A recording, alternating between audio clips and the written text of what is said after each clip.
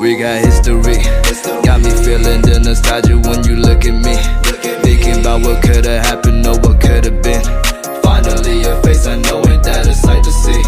Take my time, then take your clothes off one more time maybe. Acting like you don't recall it, ain't impressing me. Didn't come to see your friends, I know you came for me. Like your dress, but you fit better in my wrinkled tee. We moved on to newer things, but we got history. Put my feelings all aside, don't know what to make it right. Pictures popping on my mind, all these occasions, let's work it out with me. I don't think it hurts to give another try. We got history, got me feeling the nostalgia when you look at me. Thinking about what could've happened or what could've been. Finally your face, I know ain't that a sight to see. Take my time, then take your clothes off one more time maybe. Acting like you don't recall it, ain't impressing me. Didn't come to see your friends, I know you came for me. Like your dress, but you fit better in my wrinkled tee. We moved on to newer things, but we got history. Put my feelings all aside, don't know what to make it right.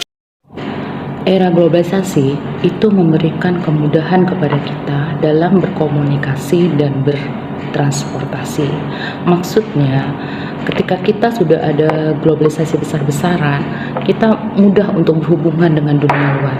Kalau dulu, misalnya ya, kita mau ke luar negeri gitu, kita punya saudara di luar negeri, nah kita tuh bisanya hanya lewat surat gitu loh, berhubungan hanya bisa lewat surat. Nah sampainya surat dari Indonesia ke sana itu butuh waktu sekitar seminggu.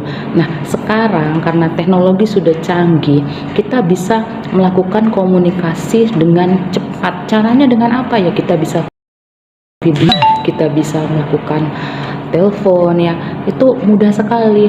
Nah, jadi seakan-akan kita tuh merasa bahwa dunia kita ini tanpa batas. Walaupun Indonesia itu dengan misalnya Singapura itu terpisah dengan lautan, itu seperti nggak terpisah.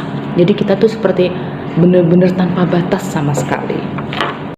Nah, kemarin kan kita sudah belajar apa saja dampak positif dan negatifnya. Nah, di sini Ibu membahas bahwa dampak negatifnya salah satunya adalah yang kemarin sudah Ibu sebutkan ya, yaitu mudah sekali terjadi penyeludupan. Nah, penyeludupan barang ini yang seperti apa? Yaitu pemasukan barang tanpa izin. Jadi kita bisa mengirim barang ya, kita beli barang secara online terus kita kirim, itu legal, izin tuh ada pengirim-pengirimnya yang jelas. Ibarat kata lewatnya misalnya kita beli lewat Shopee terus dikirim lewat JNT, itu kan jelas, jadi oh ada izinnya gitu loh kan. Ibaratkan kita yang bayar pajak kena juga di situ. Tapi kalau yang menyeludupkan barang itu dia nggak ada izinnya sama sekali. Kenapa ya? Dia maunya yang enak-enak, nggak perlu bayar pajak, nggak perlu yang seperti itu biar keuntungannya banyak. Jadinya mereka menyeludupkan barang.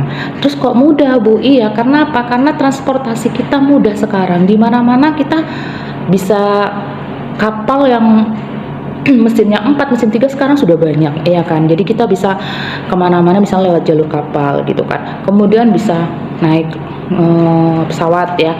Kemudian sekarang ini lagi gencar-gencarnya dibuat jalan tol. Nah, gimana? Kan mudah sekali itu. Kita asal kita punya kendaraan aja, ibarat kata kita sudah melaju, udah aman gitu loh.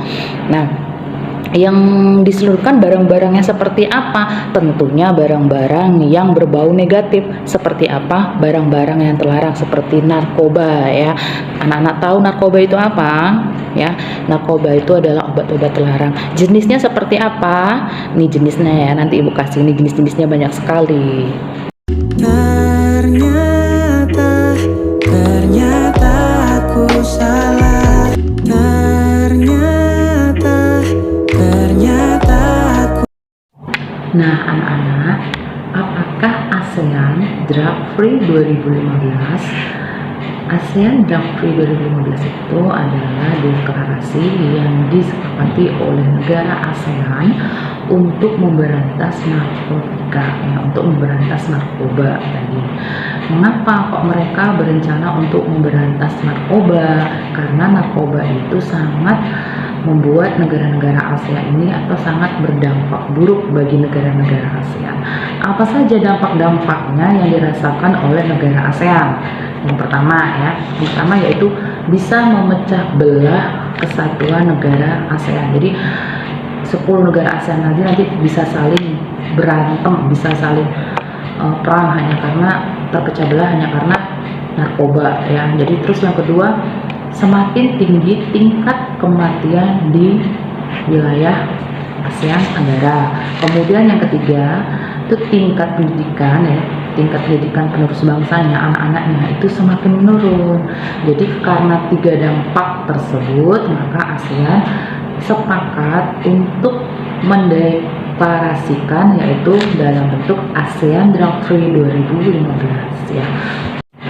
Apa sajakah dampak-dampak negatif yang didapatkan kalau kita menggunakan narkoba ya? Yang pertama, kita jadi kecanduan. Jadi kalau kita menggunakan narkoba itu rasanya ingin pakai dan ingin pakai lagi ya. Jadi tubuh kita ini seperti merasa inginnya selalu pakai terus gitu loh. Ada kurang kalau kita tidak memakai. Satu, jadi menimbulkan kecanduan. Terus yang kedua, akan ada kerusakan syaraf. Jadi otak kita, saraf kita ini akan rusak karena narkoba tersebut. Yang ketiga, akan terjadi gangguan pernapasan karena kalau tidak sesuai dengan dosis, maka salah satunya juga bisa menyebabkan gangguan pernapasan, gangguan jantung ya. Kemudian gangguan dalam berpikir ya. Jadi kita tidak bisa berpikir lebih jauh. Kita tuh begitu aja deh ibarat kata. Kemudian kita jadi kurang percaya diri, yang tadinya kita mungkin percaya diri, kita jadinya orangnya berani, tapi ketika kita terbiasa menggunakan narkoba, kita jadi kurang percaya diri. Kemudian ada yang badannya getar-getar ya, kemudian selalu berusaha ngomongnya kasar, nggak bisa ngomong halus. Kemudian yang jelas, orang yang menggunakan narkoba itu tidak mau bersosialisasi, maksudnya tidak mau bermasyarakat, maunya sendiri aja gitu ya. Itu dampak untuk diri kita sendiri ya kalau kita menggunakan narkoba. Nah, apa dampaknya untuk semua masyarakat atau untuk bangsa kita deh? Dampaknya apa? Yang pertama, penerus bangsa, terutama nih ya anak-anak ya, penerus bangsa Indonesia ini menjadi tidak bermutu. Kenapa? Karena sarafnya udah rusak. Ketika kita menggunakan narkoba, itu yang diserang sarafnya. Ya udah, makin lama makin hancur sarafnya. Jika saraf yang kita miliki itu sudah dirusak oleh narkoba, ya udah, kita nggak bisa berpikir lagi dengan bijak ya. Maunya ya udah seperti itulah. Kemudian yang kedua yaitu terjadi kasus kriminal, kekerasan, atau juga pencurian itu semakin tinggi ya. Kenapa kok bisa sih Bu ada kriminalitas, ada kekerasan, ada pencurian sih? Karena narkoba. Iya, karena kecanduan tadi. Orang-orang yang terbiasa menggunakan narkoba itu kan nyanduk, jadi selalu ingin menggunakan terus. Emangnya orangnya terus punya uang terus? Enggak kan? Narkoba itu mahal nak kali. Jadi ketika kita candu, pas kita nggak punya uang ya, terus kayak mana caranya supaya kita bisa membeli narkoba tersebut? Tentunya mencopet ibarat kata. Nah, tindak copet itu kan termasuk tindak kriminal kan? Apalagi kalau disambit dengan dicopet, dicucuk orangnya pakai pisau supaya dapat tasnya misalnya, kan udah tindak kriminalitas. Pencurian contohnya, udah saking kepinginnya makai, duit tak ada, akhirnya nyuri aja deh. Nah, kan pencuriannya semakin ketinggi ya. Kemudian yang terakhir itu biasanya orang yang kecanduan narkoba itu bisa OD. OD itu adalah overdosis. Nah, orang yang overdosis itu nanti akhirnya bisa meninggal dunia. Nah, akhirnya tingkat kematian di Indonesia itu bisa meningkat ya.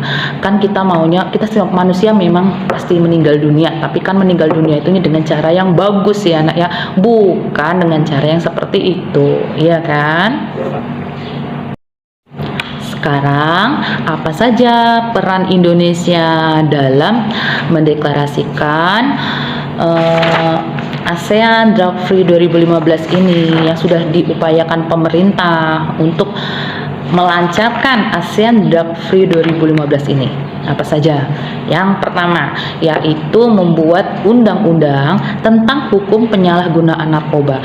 Jadi Indonesia membuat undang-undang siapa saja yang menjual narkoba dihukum, siapa saja yang menggunakan narkoba dihukum ya. Jadi kalian jangan macam-macam, jangan mencoba, jangan menjual ya, nanti kalian dihukum. Kemudian yang kedua, mensosialisasikan bahaya narkoba. Nah, bagaimana cara mensosialisasikannya? Ya bisa di sekolah ya, bisa di masyarakat, mungkin di balai desa ya. Jadi ada bimbingan dari pemerintah, dari BNN ini menyampaikan ke sekolah bahwa narkoba itu sangat berbahaya. Itu namanya mensosialisasikan ya nak ya. Kemudian yang ketiga itu menggiatkan BNN untuk memberantas narkoba, maksudnya menggiatkan upaya BNN. Jadi apa saja sih upaya BNN ini? Misalnya BNN ini ingin menyidak gitu ya, menyidak di sebuah, misal di sebuah tempat, entah hotel, entah kafe, itu kan banyak orang. Nah, jadi mungkin dia menyidak di situ. Menyidak itu berarti melihat secara mendadak ya, dites orangnya. Terus bagaimana caranya sih Bu seseorang itu bisa tahu menggunakan narkoba gitu kan? Ya, dites urinnya. Anak-anak tahu urin itu adalah air kencing ya, pipis kalian itu dites di situ, nanti bisa tahu kalian itu menggunakan narkoba jenisnya apa. Nah, untuk orang-orang yang ingin melamar pekerjaan, biasanya misalnya menjadi ASN ya, atau menjadi tentara, atau menjadi polisi, ataupun hampir semua deh ya, kalau sudah ingin mendaftar sebuah pekerjaan itu wajib dites urinnya. Untuk apa? Untuk mengetahui apakah orang tersebut sudah menggunakan narkoba. Kalau sudah, jangan harap bisa diterima. Tapi kalau belum, alhamdulillah, itulah yang diharapkan oleh bangsa Indonesia ya. Jadi kalian sebagai anak-anak Indonesia itu harus juga berpikir bijak, jangan ikut-ikutan. Ibu pesan kayak gini nggak cuman sekarang ya, tapi untuk kedepannya juga jangan ikut-ikutan, jangan sekali-kali mencoba, dan jangan juga memasarkan, karena itu merupakan tindakan yang tidak sesuai dengan Pancasila. Juga itu ada undang-undangnya, nanti kalian malah dihukum. Oke?